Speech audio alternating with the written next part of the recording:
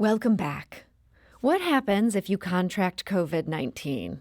In an ideal world, your diagnosis would be followed not just by medical care, but by an aggressive effort to determine who you might have already infected. Public health workers would ask where you've been and who you saw while you were there, and then they would go and find those people and warn them and test them. Contact tracers are at work in both St. Louis City and St. Louis County. The question is whether we have enough and whether they're able to pursue cases of the disease aggressively enough. Weeks ago, St. Louis County announced plans to hire 100 contact tracers. It now has 80 people on the job and ultimately plans to hire 100 contact tracers and 50 case investigators. The city of St. Louis has a much smaller crew at this point, and one alderwoman has been raising concerns about that. Alderwoman Cara Spencer chairs the city's Health and Human Services Committee, which has been looking into this. And we should note, Cara Spencer has announced that she's running for mayor in next year's Democratic primary. But she joins us today to talk about the city's response on this specific issue. So, Alderwoman Spencer, welcome to the show. Thanks, Sarah. Thanks for having me. Now, you held a committee hearing focused on this issue 2 weeks ago. What were some of the main findings that came out of that hearing? That's right. I think the main findings, we had an expert come in, Bert Malone, who came and spoke to us. He's a member of the Missouri Public Health Association. He also is an expert in contact tracing. And, the important thing here is we have to have a robust system in place.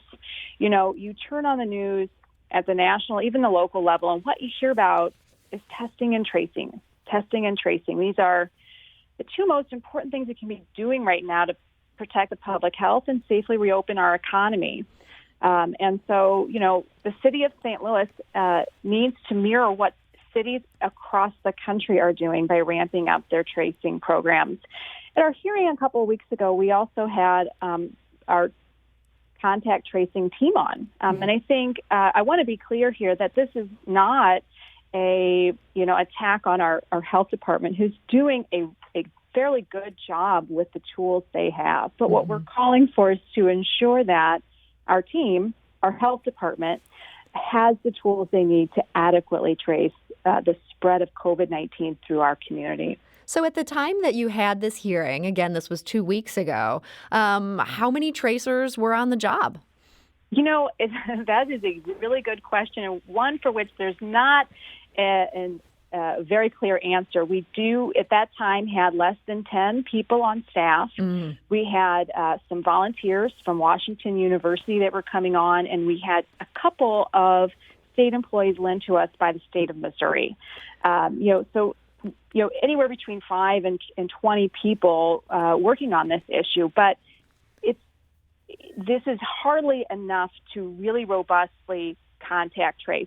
Up until recently, contact tracing has been fairly easy to do. You ask somebody, who have you been in contact with? Well, they've been staying home.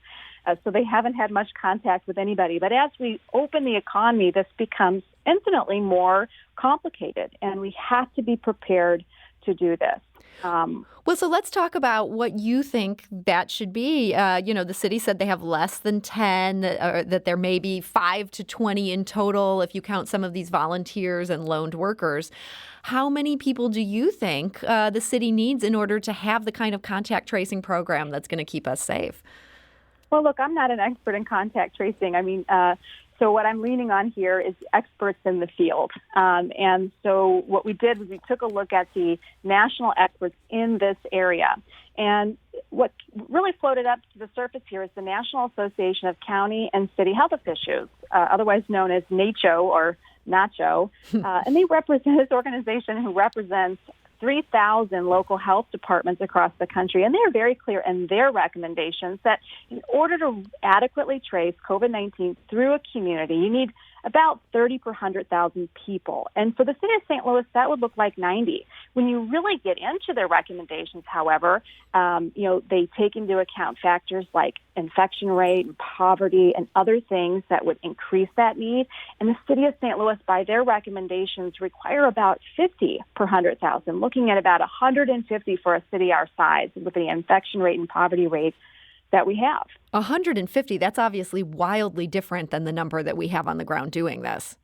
That's absolutely right. And to think, to surmise that the city of St. Louis can somehow achieve what other, with a smaller crew, what other cities are trying to do with 30 or more per 100,000 population is crazy. So we really need to take action now.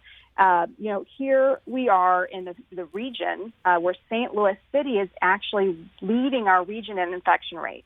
Our neighbors across, in St. Louis County announced in April that they were going to be hiring more contact tracers. And by April 27th, they had 200 people applied. Here we are in June, 5 weeks later, and as of Friday, the city is finally considering hiring more contact tracers. It was announced by the administration that we may consider hiring 25 more contact tracers, but this is through a process that would have to go through the Board of Aldermen, all kinds of machinations. And what I'm saying is that we need to act now. We cannot be behind the ball on this. Our health department indicated that it takes months to bring a contact tracer up to speed, to train them through HIPAA laws and through other qualifications to get them up to speed. And so, we're behind the ball on this, where our surrounding community has already been, as you pointed out, Sarah, hiring additional staff here. We need to do the same here in St. Louis. So, you mentioned Mayor Lyda Krewson did announce Friday that she's got a plan for the federal relief money that St. Louis City is getting, and that she wants to devote part of this package to hire 25 more contact tracers. But it sounds like the timing is a concern for you, that this is only now happening, on top of the fact that you'd like to see a lot more. Let's talk about the timing issue for a minute. Do you have any sense of why the reason for this delay? Did the city just not have money to do this prior to getting this federal money? Look, I can't answer that. That is the question that remains for me. We have, as the Post-Dispatch pointed out this weekend, where the county, is moving ahead, the city is just now taking action. And, we have a reactive government that has been, reacting to issues rather than being on the forefront, being proactive, and getting ourselves prepared to deal with the reopening of the economy.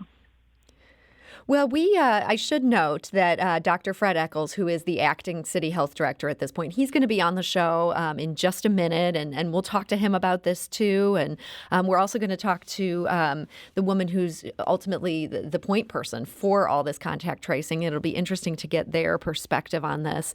And we're talking right now to Alderwoman Cara Spencer, who is the chairwoman of the committee that deals with the health and human services in our city. And we're curious to hear from you if you're listening to this. Do you think the city is doing enough to trace the contacts of those with COVID-19? What would you like to see them do differently? You can give us a call at 314-382-8255. That's 382-TALK. You can also send us a tweet at STL on air, or you can email us at talk@stlpublicradio.org. Alderwoman, one of the things I keep seeing getting mentioned is that the city is saying it has some software that automates a lot of the process, and that maybe we don't need as many people as other cities because of that. Is that something that was discussed in your hearing? There was some of that discussed. Look, we have some software. It's not particular to contact tracing, and there is some utility in that, in following people's temperatures and that sort of thing. But contact tracing really is an art in addition to being a science. You have to be able to get the trust of the folks that you're working with. You're asking people to give private, sometimes sensitive information to somebody they don't even know or maybe even see because they're dealing over the phone. So this is a very, very complicated and trained professional activity to do. I think we do have some tools in place, but to think that St. Louis can somehow magically contact trace better than anywhere else in the nation with just a fraction of staffing is crazy. One of the other things I'm calling for is some transparency and a tracking system to report to the general public. I think it has been pointed out that the amount of people that the city is monitoring is fairly low compared to the infection rate. So we really need to have a reporting system that many other contact tracing systems have to be able to instill confidence in our system here. I think that our health department, those folks that you're going to have on, are doing an excellent job with the tools they have. But when asked for some basic data for our committee to deliberate over, for example, just the number of people in quarantine, number of positive cases that have been successfully traced, it was indicated to us that we needed about 4 weeks to get those basic facts back to the committee. And that's just really showing that the system is overtaxed and we don't have the manpower that we need to robustly contact trace. You mentioned this issue of the city is maybe not monitoring as many people as the numbers suggest that they should be monitoring. I know this is something the Post-Dispatch has reported on, but for those who aren't up to speed with that, help us understand what is going on with that. How does somebody end up being monitored? Well, when you're diagnosed with COVID-19, you go in and you have to contact tracing is about talking to that individual about those folks with whom they've been in contact. And if you've been diagnosed, if you've contracted COVID-19, you've clearly had contact with at least one person. So in order to get the disease.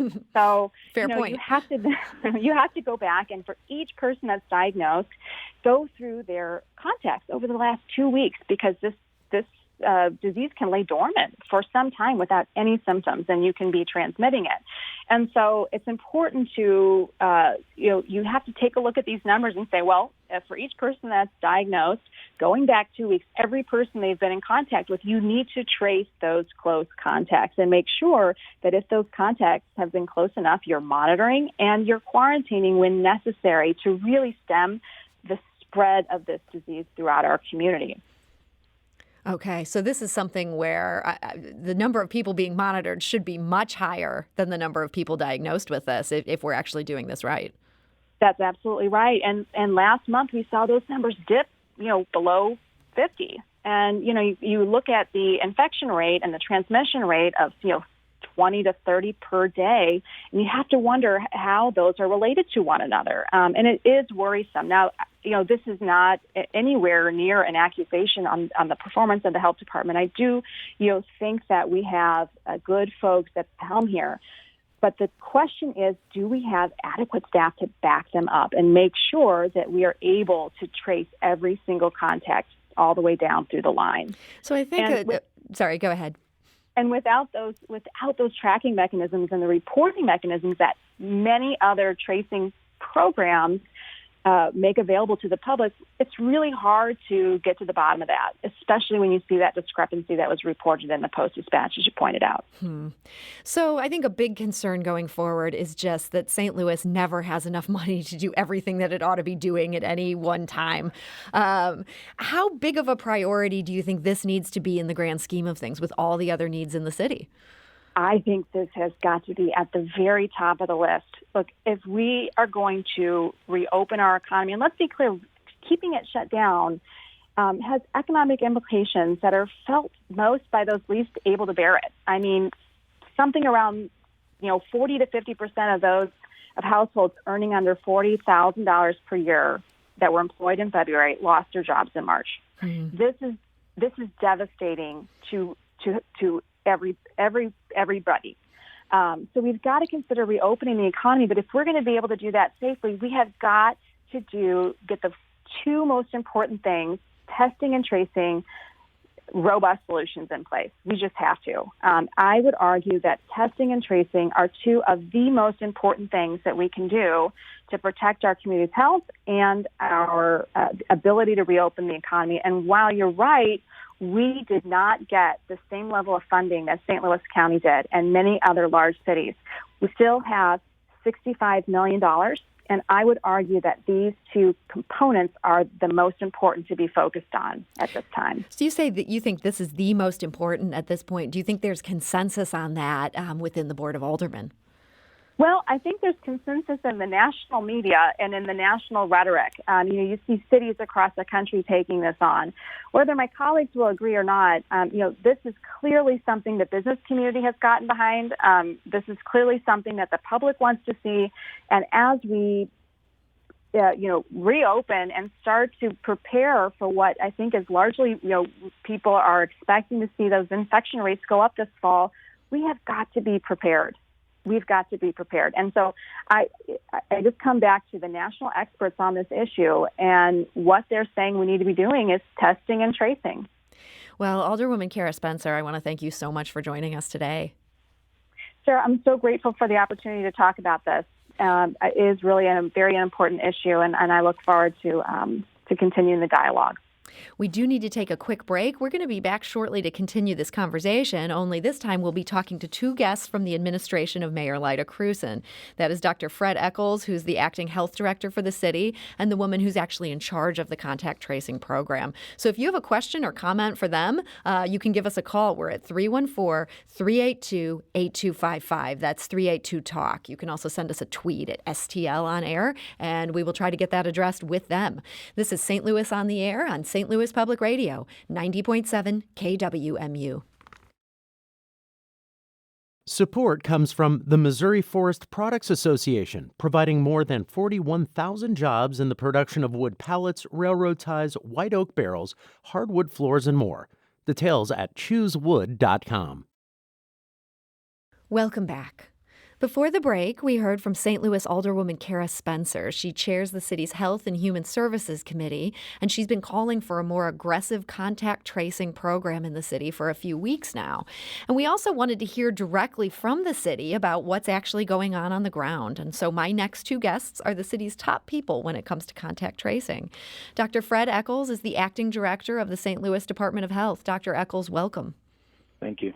And Franda Thomas is the Communicable Disease Bureau Chief for the St. Louis Department of Health. Franda, welcome to the show.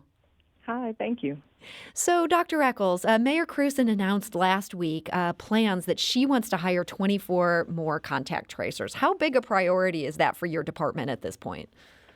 That's a big priority. So although, at this point in time we're able to manage the number of cases that are being reported to the city of St. Louis, we are preparing for the fall because we expect that there will be an increase or spike in COVID-19 cases along with other respiratory illnesses that tend to peak during the fall and winter months. Well, in addition to the change in weather, there have been several very large gatherings in the last 2 weeks. These gatherings have had very different emphases. There's been Memorial Day parties in the Lake of the Ozarks. And then this past weekend, these protests that brought so many people out to St. Louis and Clayton and Ferguson. Are you worried we're going to see a big jump in cases before you can even get approval to get these 25 people hired?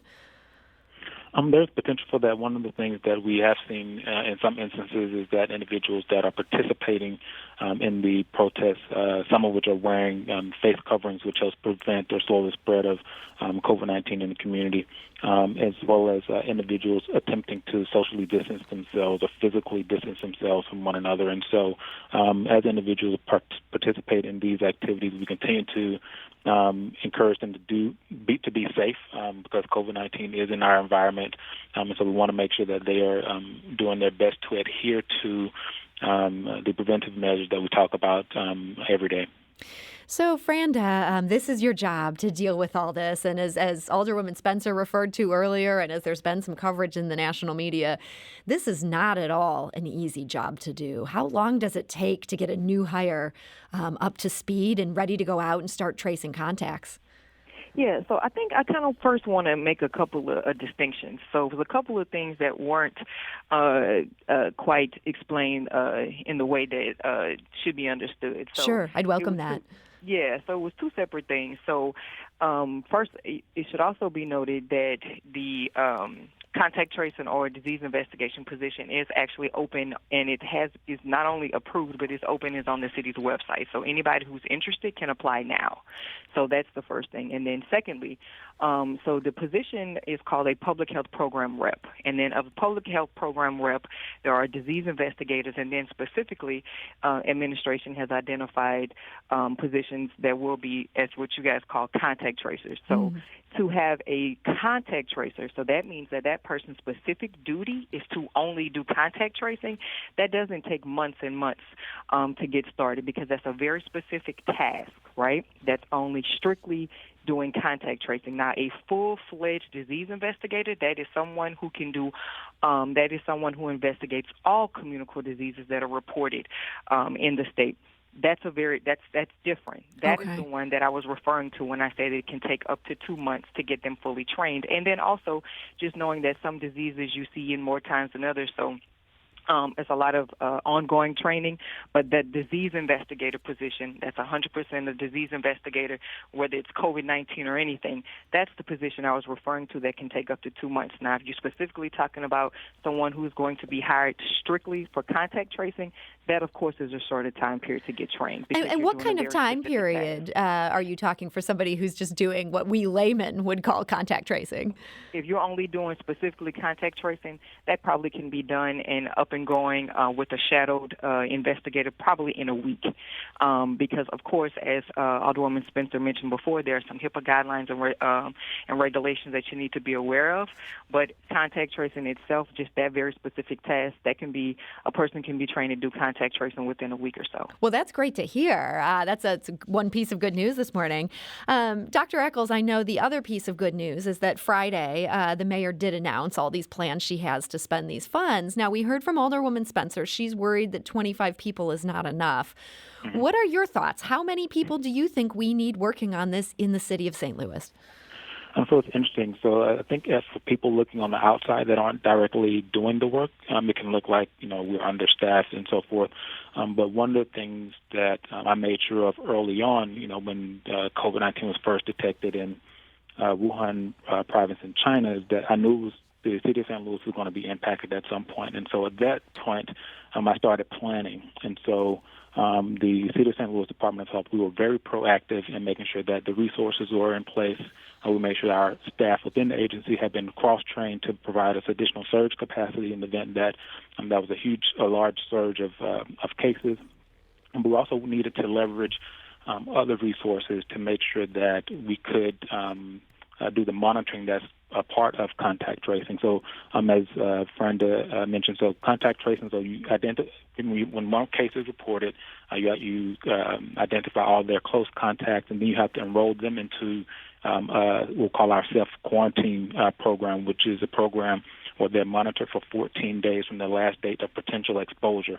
During those 14 days, we're required to obtain information on their temperature as well as any other symptoms that they may develop. And we do that twice a day, so once in the morning and then again at the evening.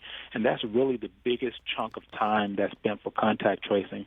And so for us, we know that the health department was already understaffed, and so we had to leverage technology to actually make our process efficient and effective. And so that's exactly what we did. So we worked using a program called Qualtrics, and we're able to provide electronic notifications to individuals in the morning and in the evening, and they provide their temperature as well as any symptoms that they may have to the health department. If anything is alarming, we will reach out to the individuals as well as they'll get an alert notifying them to contact their medical provider so that they can receive medical treatment if necessary sooner rather than later. Dr. Echols, just to cut in here, you did hear Alderwoman Cara Spencer saying she feels that not enough people are being actively monitored in light of how many cases that are out there, suggesting those numbers just don't add up. Well, I would love to have you respond to that. Absolutely. So one thing, though, because we're a small health department, so when I started at this agency, there were roughly 85 to 87 people, and that's down from at one point the health department had upwards of 450 people, and so we also realized the importance of working with our partners, and so we've been able to leverage our partnerships, whether it's the hospital systems, long-term care facilities, to make sure that individuals within those facilities are being properly monitored. And a good example of that would be with the hospital system. So through an agreement that we made with the hospital systems, any staff that test positive or anyone that needs to be monitoring, that monitoring is conducted by their occupational health program, and that's important because they're able to keep a closer tab than the health department would be able to keep on those individuals, and that information is shared with the health department on a regular basis. And so those are not part of the numbers of people you're actively monitoring because you've almost found a way to outsource some of those people. Exactly, and so and so being able to having good relationships with our health partners has really put us in a good place. And most people don't understand that because that's not, I guess, common knowledge for most folks. But we were really, really thoughtful about how about our approach for addressing COVID-19 to make sure we could do it in an efficient and effective way. And working with our partners really closely has allowed us to do that. So do you feel like in light of that and in light of these new people that Mayor Krewson has this funding for from the feds, do you think that's going to be enough if we get these 25 additional hires? Actually, I do. And, one thing that we also have to be mindful of is, at some point, the Centers for Disease Control and Prevention, they're going to ask us to pivot away from doing intense contact tracing, and we're going to have to switch, and we'll switch to doing aggregate reporting, which is what we do for influenza. And so at the point when that happens, then you won't have a need for as many staff. But there are, and so that's one of the reasons why we're using public health program representatives to fill our contact tracing gaps for the City of St. Louis Department of Health, because that allows these individuals, if there isn't a need to do contact tracing, the community still needs to be educated on communicable diseases, and so they can actually pivot and help do more the and work more upstream on the prevention side in our community.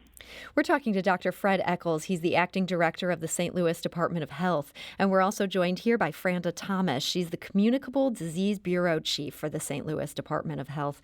I want to go to the phone lines. Dan is calling from St. Louis. Dan, hi, you're on St. Louis on the air. Hi, I just wanted to say that I agreed with contact tracing. It's very important, but I also think that it's being done mainly the right way, which is to start off small and to get a nutshell of people in there. Obviously, you have a smaller staff, and if you get a flood of people in there, who's going to monitor? How are you going to know who's competent and who isn't? It almost brings its own problems to hire too many, is what you're suggesting. Right, exactly. And if you start off, and some of these people can turn out to be supervisory kind of people. Sometimes you're an alderman or you're in a managerial position. You think everybody has the ability to communicate with other people, and everybody don't. Absolutely right. I think that's a good point, and Dan, thank you for that. Dr. Echols? Yeah, one important point to talk about, so when you talk about hiring, a large number of people, we have to understand the situation that we're in as well. So we're still in COVID-19. And so when you're hiring a lot of staff, you bring all those staff on too swiftly, you may not be able to properly socially distance, and God forbid, one of the individuals is positive for COVID-19, but they're asymptomatic, and then they come into the workplace and expose your work staff, and then your work staff, your workforce essentially reduced significantly because of that. And so those are some of the things that we have to think through. And so we're very purposeful at the City of St. Very intentional about how our approach and our strategy to address any gaps that are identified, because just bringing staff on, that's not always the answer. So we need to have individuals that can communicate with individuals that can develop rapport with people, because you are asking for very sensitive information when you call them. And you think about, when a telemarketer calls you, a lot of times you may not answer the phone, or if you do answer the phone, you may hang up because you don't want to give them information. And so those are some of the challenges that we have to deal with when doing not only disease investigation and contact tracing. I think you both make some great points. And Dan, again, thank you for that question. We also got a comment from Dennis that he was happy to take off the air or off the phone lines. I can't remember my terminology here. It's Monday. Dennis says he thinks it needs to be emphasized that the health department wants information for public health and that it wouldn't be used as part of prosecuting a crime. Franda, I wanted to follow up with you. What kind of assertions do you make as far as privacy goes with people who are turning over this information to you? Yeah, that's important as well. But it's also important to understand that can be some of the challenges, because a lot of times people don't really understand and realize there's a lot of stigma associated with communicable disease such as COVID. So a lot of times people don't want to give information for several different reasons. Some people are actually afraid that their employer, that they will not be able to return to work, or if they are able to go into quarantine, their job is protected. However, but they also feel like, okay, well, I may not be able to get paid. So these are some very real situations that a lot of people find themselves in that make contact tracing somewhat have some barriers at times. So that's why it's very important. But as with any kind of communicable disease, confidentiality is of utmost importance, and we don't give out people's personal information. For example, I can't call you and say, Fred Echols gave you COVID-19 and he listed you as a contact. You need to get tested, right? I would not be able to say that. Oh, okay. You couldn't tell me. You could just say you've been exposed to somebody who might. Oh, okay. Interesting. Exactly. Yeah, you have a fascinating job, I must say, Franda. Like, you're having some fascinating conversations with people in some really fraught times. I think we have time for just one more caller here. I want to go to Pat, who's calling from Herculaneum. Pat, hi, you're on St. Louis on the Air. Good afternoon. Thank you. Real quick, my understanding is that the St. Louis area in Missouri has long had one of the highest rates of transmittable venereal diseases for decades, and part of that requires contact tracing. I am told we do such a poor job, with that type of contact tracing, and now we're talking about the COVID-19. It seems like we need a lot more to not only get the COVID-19, but our horrible rates of venereal disease. Yeah, I know syphilis has certainly been a problem in this city in the past. Pat, that's a great question. Dr. Echols, do you want to speak to that?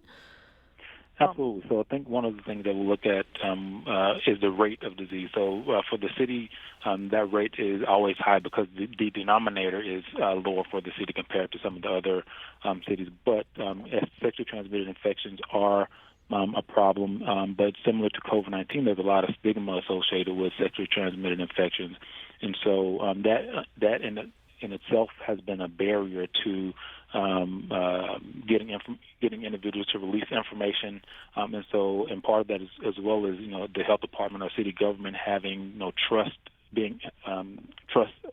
from the community, and so there's a lot of work that has to be done to properly engage the community, educate the community on why we're conducting certain activities. But so far, for COVID-19, I think, we've had a really good response. Most individuals have been responsive to our contact tracing efforts and been cooperative. And a lot of that is due to the fact that we have been educating them since the very beginning of the situation to make sure that they they'll understand why we're reaching out to them to get information. But it's also important to know that since 2017, the City of St. Louis Department of Health has not conducted STI surveillance, STI investigation services. Those services under the guidance of Melba Moore was transitioned to the state. So the state, which is the Department of Health and Senior Services, actually conducts case investigation and contact tracing for sexually transmitted infections in the city and the county. Okay, well, that is great to know in response to that caller there. And Dr. Fred Echols, it's great to hear that you feel good about the staffing here. I want to thank you so much for joining us today. Thank you.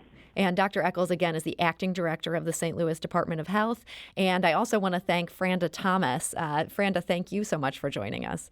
You're welcome. And Franda, again, is the Communicable Disease Bureau Chief for the St. Louis Department of Health. We'll keep an eye on this story as it continues to play out. And before we leave today, we want to share your thoughts on the protest over the weekend. We asked you via Twitter at STL On Air to describe your feelings in 3 words. And here are some of the things you said. Tears of frustration, hire better cops, stop killing us, frustrated, tired, disappointed, we can't breathe, hold police accountable, overwhelmed and frustrated, Black Lives Matter, and our futures intertwine. Those are some of your thoughts in 3 words regarding the weekend's protests. If you missed the beginning of the show, we heard voices of protesters and talked to reporter Jason Rosenbaum, who was on the scene. St. Louis on the Air is a production of St. Louis Public Radio. That's 90.7 KWMU. Thank you for listening. I'm Sarah Fenske.